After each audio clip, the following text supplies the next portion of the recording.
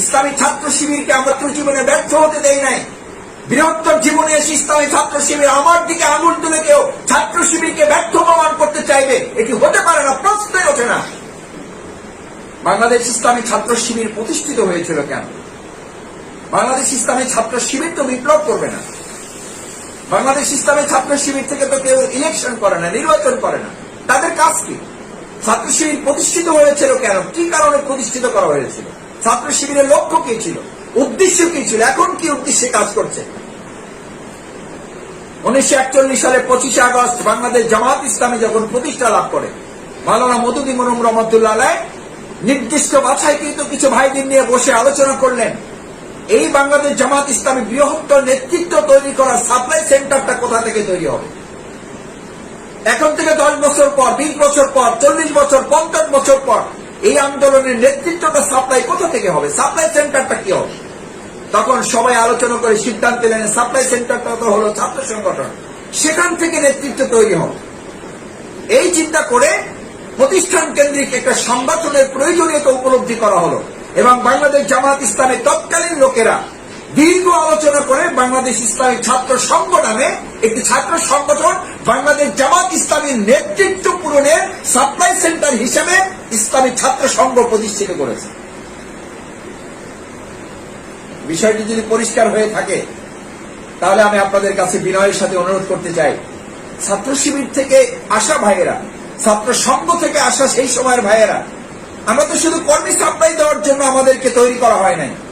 কর্মপদ্ধতিতে আমাদের নামই দেওয়া হয়েছিল আমরা অভিজ্ঞ চিকিৎসকের ভূমিকা পালন করব, স্পেশালিস্ট, শুধু মেডিকেল অফিসার না, আপনি সাধারণ কর্মী না, আপনি কর্মী হিসেবে জামাত ইসলামীতে কাজ করার জন্য আপনাকে ছাত্র শিবির তৈরি করে নাই।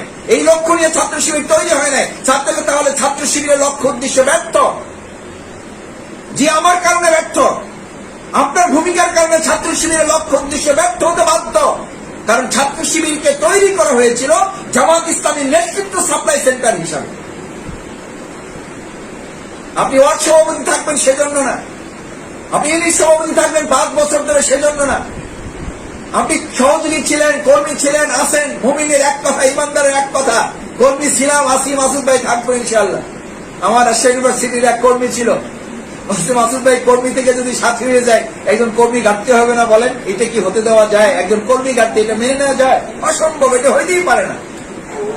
আমি বললাম সর্বনাশ, আপনার তো বিরাট যুক্তি, কঠিন যুক্তি আপনার, আপনি কর্মী ঘাটতি মেনে নিতে পারেন না, সেই জন্য আপনি সাথী হচ্ছেন না।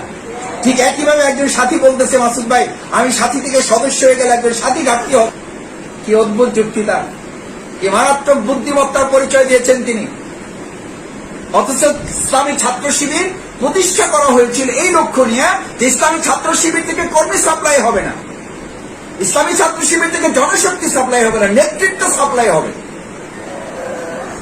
তাহলে বলবেন যে সবাই থানা আমির হবে, সবাই মহানগরী আমির সেক্রেটারি হবে না, কিন্তু সবাই এমনভাবে প্রস্তুত থাকবে যে ইউনিট সভাপতি থাকবে, কিন্তু তিনি এরকম থাকবেন, তিনি চূড়ান্ত শপথের অধিকারী থাকবেন, জীবন এবং সম্পদের চূড়ান্ত বাজি রেখে তিনি ইসলামী আন্দোলনে ভূমিকা রাখার প্রস্তুত থাকবেন, যে কোনো সময় চাইলে যেন তাকে থানা আমিরের দায়িত্ব দেওয়া যায়। এটি মারাত্মক আরেকটি আত্মঘাতী কথা। আমি প্রতিষ্ঠিত হয়ে দিন প্রতিষ্ঠা করব, এটা রীতিমতো ইসলামী আন্দোলন আল্লাহর দ্বীনের প্রতি কিছুটা অবজ্ঞা প্রদর্শন করা শামিল।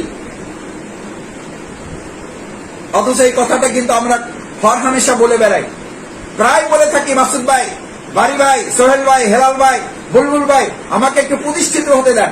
আপনি প্রতিষ্ঠিত হয়ে ইসলাম প্রতিষ্ঠা করবেন, ইসলাম আপনার কাছে এত ঠেকা পড়ে নাই। মাস্টার্স পাস করেছি কিছু করে চাকরি করে খাওয়ার জন্য না, পিএইচডি ডিগ্রি করেছি এটার জন্য না যে মানুষ আমাকে সম্মান দিবে, এটা করেছি ইসলামী আন্দোলনের জন্য। কেউ যেন আমাকে কটাক্ষ করতে না পারে, আমাকে যেন হ্যাঁ প্রতিপন্ন করতে না পারে, আমাকে যেন ছোট করতে না পারে, দিন প্রতিষ্ঠার কাজ যেন মাথা উঁচু করে করতে পারে, বাতিলের মোকাবেলার জন্য আমাকে কেউ বুদ্ধিভিত্তিক কাজের জন্য আমাকে হারিয়ে দিতে না পারে। আমি প্রতিষ্ঠিত হয়ে দিন প্রতিষ্ঠা করবো, আপনার কাছে ইসলামে এত ঠেকা পড়ে নাই। বরং ইসলাম আপনাকে উল্টো বলছে, দিন প্রতিষ্ঠা করো, আল্লাহ তাআলা দুনিয়াতে তোমাকে বোনাস হিসাবে প্রতিষ্ঠিত করে দেবেন। আপনি ভাবছেন মাসুদ ভাই এটা কোথায় পাইছেন? বাংলা সাহিত্যে? আপনি বাংলা ছাত্র, উপন্যাস থেকে বলছেন? না, উপন্যাস থেকে বলছি না, এটা মহাগ্রন্থ আল কোরআন থেকে বলছি। فأما من أعطى واتقى وصدق بالحسنى فسنيسره لليسرى। আল্লাহ দিন প্রতিষ্ঠার জন্য নিজেকে নিবেদিত করো। আমাকেই শুধু ভয় করো, রিজিককে ভয় করো না, চাকরিকে ভয় করো না। ওয়াসাদ্দাকা বিল হুসনা, আর আমার এই নীতিমালাকে যথার্থভাবে বিশ্বাস করো, এটাকে ধারণ করো। ফাসানুয়াসসিরহু লিল ইউসরা, গোটা দুনিয়াটা আমি তোমার জন্য সহজ করে দেবো। ওয়া আম্মা মান বাখিলা, আর যদি এই ক্ষেত্রে কৃপণতা করো, নিজের মতো করে জীবন পরিচালনা করো, সময় দিবা না, পরিশ্রমের কোরবানি করবা না, সময়ের কোরবানি করবা না, মতের কোরবানি করবা না, কার্পণ্য করবা, কৃপণতা করবা, অর্থের কোরবানি করবা না, অস্তাক না, এটা তোমার বাড়াবাড়ি, এটা তোমার সীমালঙ্ঘন, এটা তোমার লাগামহীনতা। ওয়াকাজ্জাবা বিল হুসনা, এবং আমার নীতিমালাকে রীতিমতো অস্বীকার করা, আর তার পরিণতি হচ্ছে ফাসানিয়াসসিরহু লিল উসরা, গোটা জীবনটা আমি তোমার জন্য কঠিন থেকে আরো কঠিন করে দেব। যে ব্যস্ততার মধ্যে এই ব্যস্ততা আরো তোমাকে গভীরে তলিয়ে দেব। ব্যস্ততার গভীরে তুমি হাবুডুবু খেতে বাধ্য থাকবে। ব্যস্ততা থেকে তুমি আর সেখান থেকে বেরোতে পারবে না। আত্মপ্রতিষ্ঠা করে দিন প্রতিষ্ঠা নয়, বরং দিন প্রতিষ্ঠা করে আপনি আপনার জীবন প্রতিষ্ঠার জন্য আল্লাহর সাহায্য পাওয়ার উপযুক্ত হওয়া। আপনি প্রতিষ্ঠিত হয়ে দিন প্রতিষ্ঠার সময় আপনার জীবনে কোনো কালে আসে নাই, আসবে না, আসতে পারে না, অসম্ভব। সেজন্য স্লোগানটা চেঞ্জ করতে হবে আমাদের। আপনি প্রতিষ্ঠিত হয়ে দিন প্রতিষ্ঠা নয়, বরং দিন প্রতিষ্ঠা করতে করতে আপনি প্রতিষ্ঠিত হওয়ার চেষ্টা করলে আল্লাহ তাআলা বরকত দিবেন, আপনার জন্য সহজ করে দেবেন, না হলে আরো জীবনটা কঠিন থেকে কঠিনতর করে দেবেন। ব্যস্ততা দিয়ে দুই হাত পরিপূর্ণ করে দেবেন, অভাব জীবনে দূর হবে না। হাদিসে কুদসির বর্ণনা, ইয়া বানি আদম, আমি বনি আদমকে সৃষ্টি করে তার সাথে ব্যস্ততাও দিয়েছি। এই ব্যস্ততা থেকে মুক্ত হয়েছে দিন কায়েমের আন্দোলনে নিজেকে সামিল করবে, আমি তাকে দুটো পুরস্কার দেব। প্রথম, নাম্বার 1, তার হৃদয়টা অন্তরটা প্রশান্তি দিয়ে ভরে দেব। 2, আমি 2 নম্বর তাকে পুরস্কারটা দেব, অভাব তার ধারে কাছেও ঘেঁষতে পারবে না, অভাব তার ধারে কাছেও ঘেঁষতে পারবে না। অন্তরটা প্রশান্তি দিয়ে ভরে দেব। আর কি চান? গোটা পৃথিবী তো প্রশান্তির জন্য ছুটে বেড়াচ্ছে, প্রতিযোগিতা করছে, কম্পিটিশনে ব্যস্ত। আপনি আমি পাগল পারা প্রশান্তির জন্য একটু, আর আল্লাহ তাআলা সেটা দিয়ে দেবেন যদি ব্যস্ততা নামক এই জায়গা থেকে আপনি সরে গিয়ে আল্লাহ দিন প্রতিষ্ঠার কাজে নিজেকে আত্মনিয়োগ করতে পারেন। আর যদি তা না করি আমি, আল্লাহ তাআলা এবার বলেন তাকে দুটো শাস্তি দেব, একটা পুরস্কার আর একটা তিরস্কার। পুরস্কারটা হচ্ছে তার অন্তরটা প্রশান্তিতে ভরে দেবেন, আর তার জীবনে অভাব ধারে কাছে ঘেঁষতে পারবে না। আর তিরস্কারটা হচ্ছে যদি সে এই ব্যস্ততা থেকে মুক্তি নিয়ে আমার দিন কায়েমের আন্দোলনে নিজেকে সামিল না করে, তাহলে আমি প্রথম তার 2 হাত ব্যস্ততায় পরিপূর্ণ করে দেব, ব্যস্ততা আরো বাড়িয়ে দেব, ব্যস্ততায় হাবুডুবু খেয়ে সে তলিয়ে যাবে, সে হারিয়ে যাবে দুনিয়ার ভিতরে, সে না দিন পাবে না দুনিয়া পাবে।